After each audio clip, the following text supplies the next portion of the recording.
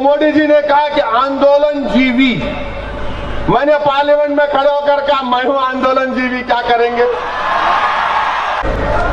जो कहेगा कि 15 लाख नहीं मिले, आंदोलन जीवी। जो कहेगा कि पेट्रोल और डीजल 88 रुपीज हो गया, आंदोलन जीवी।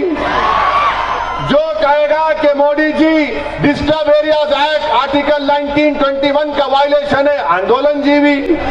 नहीं होती ना तो वो मियां बीवी है, वो उसकी बीवी है, मगर मोदी जी का दिमाग माशाअल्लाह, कोई शरीफ नहीं आ सकता। मोदी जी ने कहा कि नहीं तू बोलेगा तब भी तेरी तलाक नहीं हुई।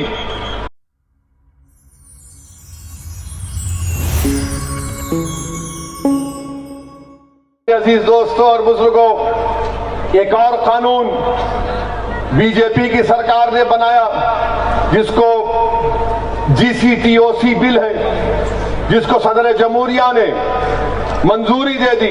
गुजरात ऑर्गेनाइज क्राइम का जो कानून है, उसमें कानून यह बोलता है कि अगर कोई प्रोटेस्ट करेगा, पब्लिक ऑर्डर को डिस्टर्ब होगा, तो टेररिस्ट करार दे देंगे। अगर मैं एहतजाज करूंगा तो टेररिस्ट हो जाऊंगा मोदी जी। तो मोदी जी ने कहा कि आंदोलन जीवी। मैंने पार्लियामेंट में खड़े होकर कहा मैं हूं आंदोलन जीवी, क्या करेंगे? मोदी जी ने हिंदी का लफ्ज उठाकर कहा कि आंदोलन जीवी, और वो क्या कहा, ये पैरासाइट। आप सोचिए, देश के वजीर आजम है और जो उनके खिलाफ आवाज उठाता है, जो कहता है कि नरेंद्र मोदी की हुकूमत किसान के खिलाफ है, आंदोलन जीवी। जो कहेगा कि CAA का कानून संविधान के खिलाफ है, आंदोलन जीवी। जो कहेगा कि 15 लाख नहीं मिले, आंदोलन जीवी। जो कहेगा कि पेट्रोल और डीजल 88 रुपीज हो गया, आंदोलन जीवी। जो कहेगा कि Modi ji disturb areas act article 1921 का वायलेशन है, आंदोलन जीवी। यानी मोदी के खिलाफ वो आंदोलन जीवी है। अगर यही है तो फिर इंशाअल्लाह ताला हम जब तक जिंदा रहेंगे आंदोलन जीवी बनकर रहेंगे। इसमें हमको कोई मायूब बात नहीं। इसलिए मायूब बात नहीं है क्योंकि देश को आजादी मिली, कैसे मिली? देश को आजादी तालियां बजाने से नहीं मिली। देश को आजादी सिर्फ हुक्मरानों के जिंदाबाद के नारों से नहीं मिली। देश को आजादी मिली तो सन 57 की जंग आजादी में हमारे उलमाओं ने अंग्रेजों के खिलाफ, सुनो RSS वालों, तुम तो नहीं थे जब, देश की आजादी सन 57 की जंग आजादी, हमारे उलमाओं ने अंग्रेजों के खिलाफ, ये जो मदरसे तुम्हारी आंखों में चुभते, उन्हीं मदरसों के उलमाओं ने, मुफ्तियों ने, मुहद्दिसों ने जिहाद का फतवा दिया और भारत के मुसलमानों से कहा कि उठो मुसलमानों, अंग्रेजों के खिलाफ जिहाद करो और अंग्रेजों को देश से भगाओ। लाखों की तादाद में मुसलमान उलमाओं को कत्ल कर दिया गया, पेड़ों पर उनकी लाशों को लटकाया गया, मगर हमने कभी भी इस देश की एक इंच जमीन का सौदा नहीं किया। ये हमारी वफादारियों की निशानियां हैं।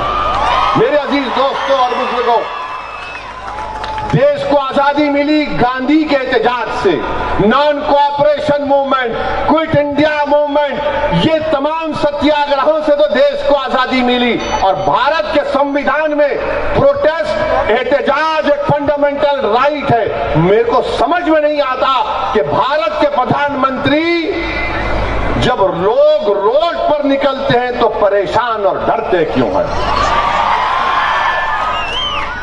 पार्लियामेंट में फार्म बिल का कानून पास हुआ, जब किसान लाखों की तादाद में रोड पर निकल गया तो प्रधानमंत्री कहते चलो मैं 18 महीने तक कानून का मनसूख करता हूं। मोदी जी आप लाए क्यों कानून को? तो मालूम हुआ कि मोदी जी जब देखते हैं लोग निकल गए हजारों की तादाद में, उनको समझ में नहीं आता क्या करें। मेरे अजीज दोस्तों और बुजुर्गों, ये हालात हैं। और आप जानते हैं मेरे अजीज दोस्तों और बुजुर्गों कि पार्लियामेंट में ट्रिपल तलाक का कानून लाया गया।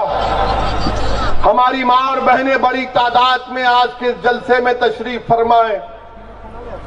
हम बार बार ये कह रहे हैं, जरा समझिए, तवज्जो चाहूंगा, शायर बोलता ना तवज्जो सुनिए। हम ये बोल रहे थे कि ट्रिपल तलाक का कानून मैं आज भी मानता हूं, उसकी जरूरत नहीं है, इसकी जरूरत ही नहीं है। अच्छा, यह कानून कैसा बनाए? वो कानून ऐसा बनाए कि अगर कोई बेवकूफ किस्म का जहालत और इल्म से दूरी की बिना पर वो अपनी बीवी को 3 बार तलाक कह देता, तो कानून मोदी जी का बोल रहा है कि उसकी तलाक नहीं होती ना, तो वो मियां बीवी है, वो उसकी बीवी है। मगर मोदी जी का दिमाग माशाअल्लाह, कोई शरीफ नहीं आ सकता। मोदी जी ने कहा कि नहीं, तू बोलेगा तब भी तेरी तलाक नहीं हुई, तू शादीशुदा है। अच्छा, मान लिए चलो शादीशुदा है, फिर मोदी जी बोलते नहीं, उसको सजा दिलाऊंगा मैं 3 साल की। मैं गुनाह तो करना ना कुछ, मैं गुनाह ही नहीं किया तो सजा किस बात की? तो बीजेपी वाले बोलते तू मुस्लिम औरत के खिलाफ। मिला, अब हमारी औरत से आपको इतना फिक्र कैसे हो गई? बोले नहीं, तुम क्या बोलते मिसोजिनिस्ट हो, तुम उसके खिलाफ हो। अरे मैं बोला भाई साहब, कानून नहीं किया तो क्या? अच्छा, कानून में और एक बात हम बताए कि अगर कोर्ट उसको 3 साल सजा दे दिया, उस दीवाने को, पागल को, गुनाह है, उलमाओं ने फरमाया, वो 3 साल की सजा उसको मिल गई, जेल चला गया, साबरमती जेल चला गया, समझिए। तो 3 साल की सजा के बाद जब वो, माने 3 साल तक जब जेल में रहेगा, तो दोनों मियां बीवी रहेंगे। वो बीवी क्यों इंतजार करेगी कि मेरा पिया निकलेगा? वो रोज चांद को देखेगी, हाय हाय। खाना पकाएगी तो बोलेगी हाय हाय, याद आ रहा। माने 3 साल वो इंतजार करे, और जब वो साबरमती जेल से वो दीवाना निकलेगा, तो बीवी का काम यह होगा कि बैंड बाजे के साथ फूल माला लेकर कहे कि बहाओ फूल बरसाओ, मेरा महबूब 3 साल के बाद आया।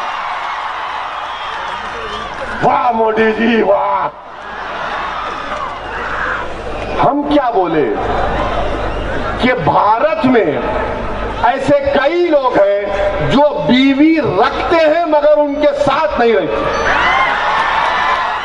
उसको इंग्लिश में बोलते हैं अबैंडनमेंट।